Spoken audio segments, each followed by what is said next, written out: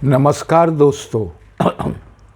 आपका अपना चैनल के YouTube प्लेटफॉर्म पर आपका तहे दिल से स्वागत। दोस्तों, दिल्ली के मुख्यमंत्री और आम आदमी पार्टी के संयोजक अरविंद केजरीवाल की खुशी कुल मिलाकर 24 घंटे भी नहीं टिक पाई। अब आपको तो पता ही होगा कि कल सुप्रीम कोर्ट ने उनके पक्ष में एक फैसला सुनाया था और फैसला ये था कि भाई अधिकारियों की ट्रांसफ़र और पोस्टिंग का जो अधिकार अब तक केंद्र सरकार के पास था या एलजी के पास था, उपराज्यपाल विनय सक्सेना के पास था, वो अधिकार सुप्रीम कोर्ट ने कल दिल्ली की चुनी हुई सरकार को सौंप दिया। जाहिर सी बात है, एक बड़ा फैसला था इनके लिए, अरविंद केजरीवाल के लिए। तो पूरी पार्टी में कल जश्न का माहौल था और केजरीवाल साहब जो पिछले 10 दिनों से मुंह छिपाए फिर रहे थे अपने शीश महल कांड के चलते, वो पूरी तैयारी के साथ आ गए मैदान में साहब। और वो अपनी बड़ी बातें करने की जो उनकी आदत है, फितरत है, उसका उन्होंने पूरा प्रदर्शन किया कल मोदी को पिता समान बता दिया उन्होंने। मगर अब हुआ ये है साहब कि इस खुशी में वो इस कदर अपने आप में भटक गए कि उन्होंने तुरंत एक ऑर्डर भी जारी कर दिया। सेवा विभाग के एक सचिव हैं आशीष मोरे साहब, उस आशीष मोरे साहब के तबादले का ऑर्डर जारी कर दिया और इसकी मंजूरी के लिए उन्होंने ये ऑर्डर एलजी के पास भेज दिया। अभी एलजी के पास ये पहुंचा ही है, कुछ घंटे ही हुए हैं। अभी एलजी ने संभवतः उस ऑर्डर पे गौर भी नहीं किया होगा, मगर ये साहब ये माहौल बनाने में जुट गए कि भाई केंद्र सरकार उनके ऑर्डर को, ये तबादले के ऑर्डर को मंजूरी नहीं दे रही है। अरे ये व्यक्ति इस कदर मनमानी करने पे उतारू रहता है कि जिसकी हम आप कल्पना नहीं कर सकते। और सोचिए साहब, ये पढ़ा लिखा कहता है अपने आप को, IITN कहता है, IRS में रहा है, ये IRS अधिकारी रहा है। गजब की इसकी सोच है। अभी बस उसने जैसे ही ये एलजी के पास से ये ऑर्डर, यदि मान लीजिए उस ऑर्डर को एलजी साहब ने रद्द कर दिया होता तो एक बात भी होती, मगर अभी उस ऑर्डर को लेकर कोई टीका टिप्पणी उन्होंने अपनी तरफ से की भी नहीं है। फिर भी इनके वकील, हमारे वरिष्ठ वकील साहब और कांग्रेस के भी वरिष्ठ नेता है, वो सोचने की बात है, अभिषेक मनु सिंघवी साहब सुप्रीम कोर्ट पहुंच लिए साहब। सुप्रीम कोर्ट पहुंचकर सीजेआई की बेंच में उन्होंने गुहार लगाई।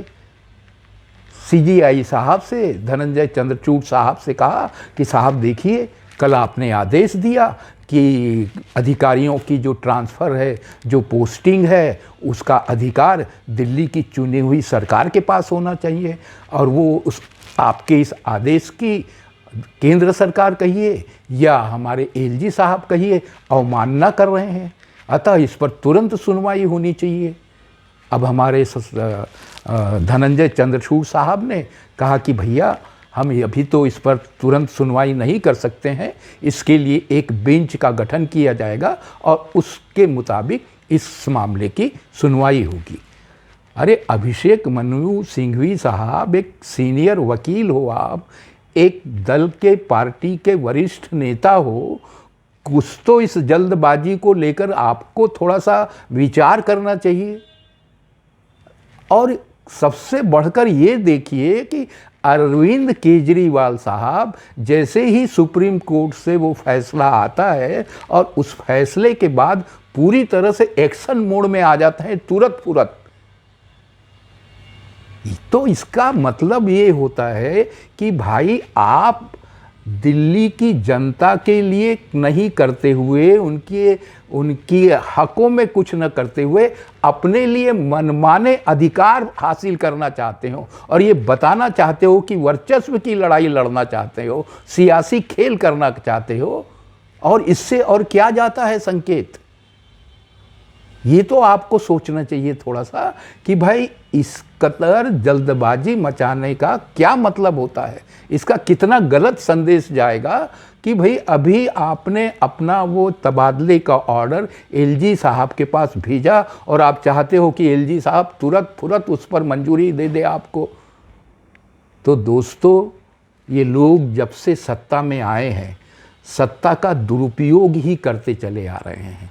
नहीं तो जो घोटाले आ रहे हैं सामने, उन घोटालों को देखकर हम तो सीधा सीधा समझ सकते हैं कि ये सत्ता के अपने इस्तेमाल को लेकर ही दिन रात चिंतन मनन करते रहते, अपने हक में इस सत्ता का कैसे किस तरह से ज़्यादा उपयोग किया जा सके।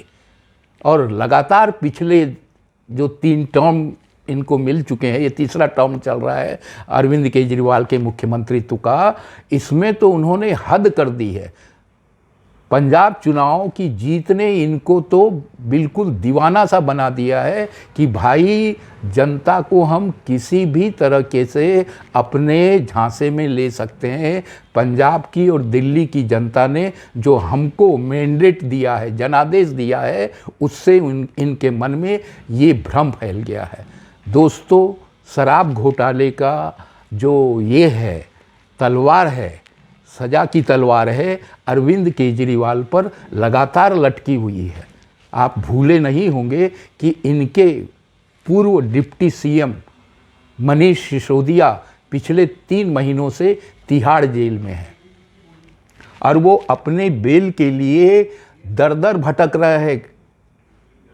अभी उन्होंने सीबीआई के मामले में हाई कोर्ट में बेल के लिए जमानत अर्जी लगाई थी और उस जमानत अर्जी के जरिए कोर्ट से ये गुहार लगाई थी कि भाई मिलॉर्ड, हमें हमारी पत्नी से मिलना बेहद ज़रूरी है क्योंकि उनकी तबीयत बहुत ख़राब है और मेरा उनके पास रहना बेहद ज़रूरी है।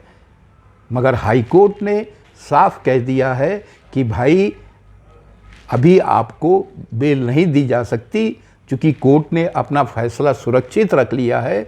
सुरक्षित रखने के साथ ये ज़रूर कहा है उन्होंने, तिहाड़ के जेल अधीक्षक से कहा है कि भाई इनकी प्रतिदिन इनकी पत्नी से वीडियो कॉलिंग के जरिए बातचीत करवाई जा सकती है और इसके लिए उन्होंने समय भी मुकर्रर कर दिया है। दोपहर 3 से 4 बजे के बीच में मनीष सिसोदिया, जो कि शराब घोटाले के किंगपिन है, कहते हैं मास्टरमाइंड है, सरगना है।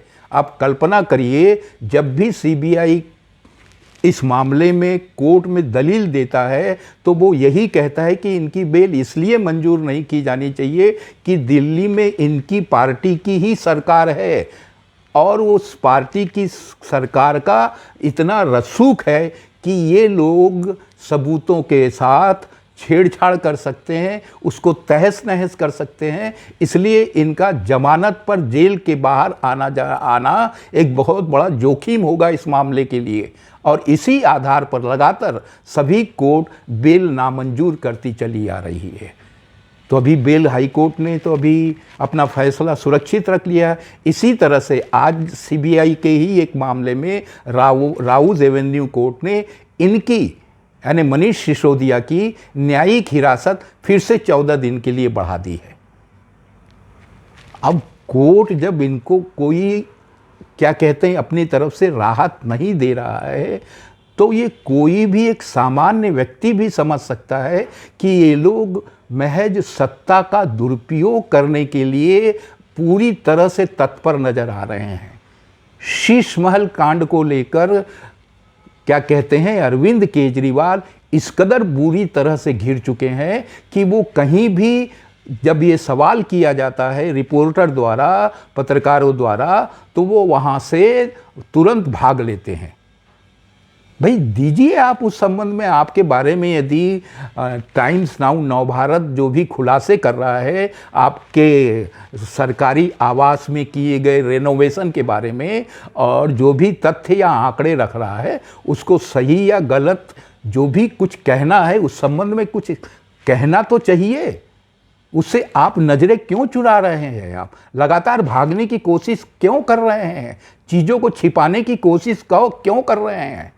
तो इसका मतलब ये है कि आपके मन में चोर है, और ये बात दिनों दिन जाहिर हो रही है, उजागर हो रही है, और जनता भी इस चीज़ को अब बखूबी समझने लगी है।